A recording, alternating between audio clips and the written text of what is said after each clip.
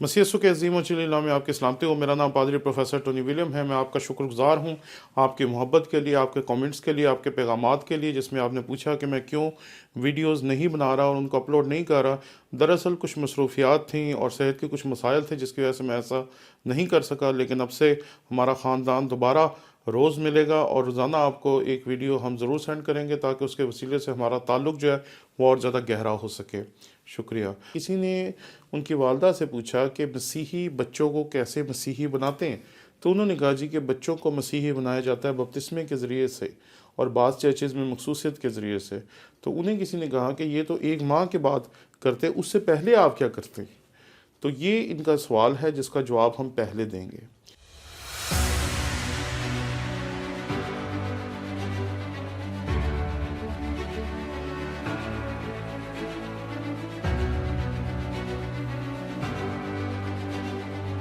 हमने आपके शौक़ की कदर करते हुए एक नया यूट्यूब चैनल शुरू किया जिसका नाम है टोनी विलियम ऑफिशियल।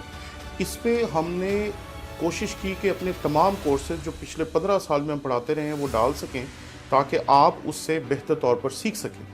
इसलिए आप जल्दी से जल्दी इस चैनल को जाकर सब्सक्राइब करें। जब इसके 1000 सब्सक्राइबर्स पूरे हो जाएंगे हम उसी दिन से इस पे अपने कोर्सेज डालना शुरू कर देंगे। इसलिए जल्दी करें ताकि हमारा टारगेट अचीव हो और हम इस पे अपने मटेरियल को डालना शुरू कर सकें।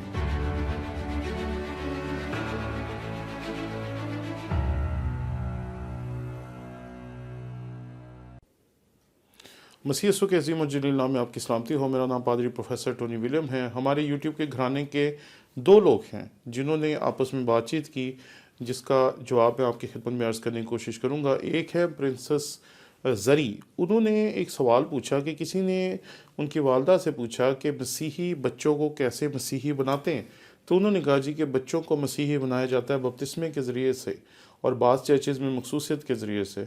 तो उन्हें किसी ने कहा कि ये तो एक माह के बाद करते, उससे पहले आप क्या करते हैं? तो ये इनका सवाल है जिसका जवाब हम पहले देंगे। आप जब उम्मीद से होते हैं तो आप पासबानों से, खुदा के खादमीन से दुआएं करते हैं, आप ख़ुद दुआएं करते हैं, आप बाइबल पढ़ते हैं, आप खुदावंद के हजूर झुकते हैं, बार बार दुआएं की जाती हैं और जब तक वो बच्चा पैदा नहीं हो जाता तब तक और उसके पैदा होने के बाद भी शुक्रगुजारी की दुआएं की जाती हैं, खादमीन को बुलाया जाता है और उन पे लगातार दुआएं करवाई जाती हैं। ये एक तरीक़ेकार है जो मसीहियों के दरमियान सदियों से बग़ैर किसी बाकायदा मुकर्रर की हुई रस्म के ये सब कुछ किया जाता है। ये किसी ने रस्म मुकर्रर नहीं की कि आपको लगातार दुआएं करवानी चाहिए, लेकिन हम करवाते हैं। ये तरीक़ेकार है, बाइबल पढ़ते हैं और ख़ास तौर पे जब कोई खातून उम्मीद से होती है तो वो ज़्यादा खुदा उनके हजूर झुकती है क्योंकि उसे पता होता है कि वो किस हालत से गुज़र रही है और इसमें उससे क्या हो सकता है। तो ये एक सादा सा तरीका है जो मसीहियों में राइज है।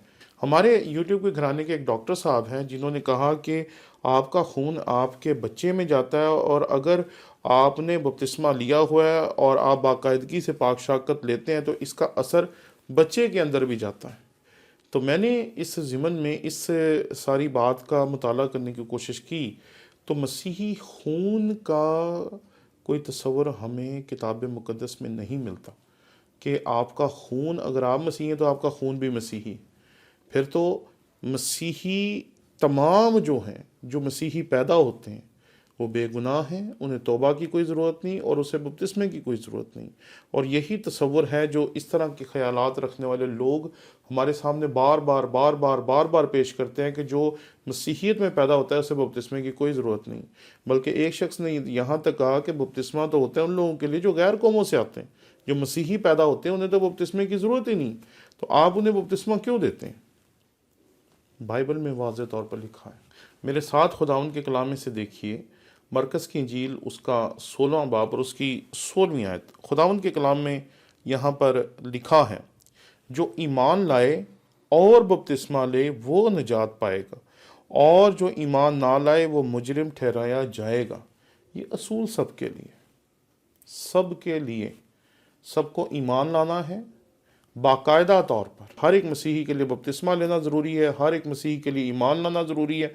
ये नहीं कि अगर मेरे माँ बाप मसीही हैं तो मैं भी मसीही हूँ, इसलिए मुझे ना तौबा की ज़रूरत है, ना बपतिस्मे की ज़रूरत है और ना ही इन ज़ाहिरी अलामात की ज़रूरत है।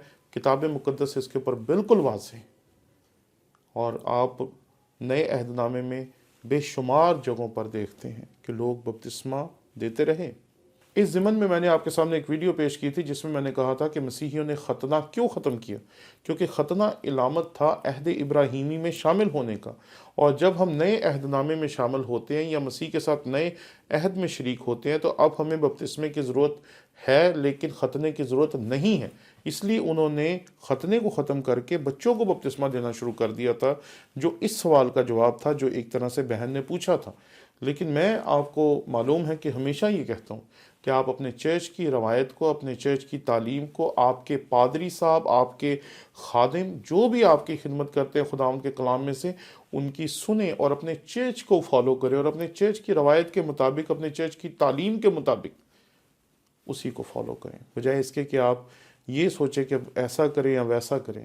جو خداوند کے کلام میں واضح طور پر لکھا ہے، جو پچھلے 2000 سال سے چرچ کر رہا ہے، ہمیں اس کی تابعداری کرنی چاہیے، اور ہمیں بچوں کو تیار کرنا چاہیے کہ اگر ان کا بچپن میں بپتسمہ ہو گیا تو تب بھی وہ توبہ کریں اور ایمان لائیں، اور اگر ان کا بپتسمہ بچپن میں نہیں ہوا تو وہ ایمان لائیں، توبہ کریں اور پھر بپتسمہ لیں۔ تو یہ دونوں طریقے آپ کے سامنے کتاب مقدس میں سے بالکل واضح ہیں۔ اس لیے اگر کوئی آپ کو کہتا ہے کہ آپ مسیحی پیدا ہوئے ہیں اور آپ کو بپتسمے کی ضرورت نہیں ہے، تو یہ تعلیم بالکل بدعتی تعلیم ہے۔ شکریہ۔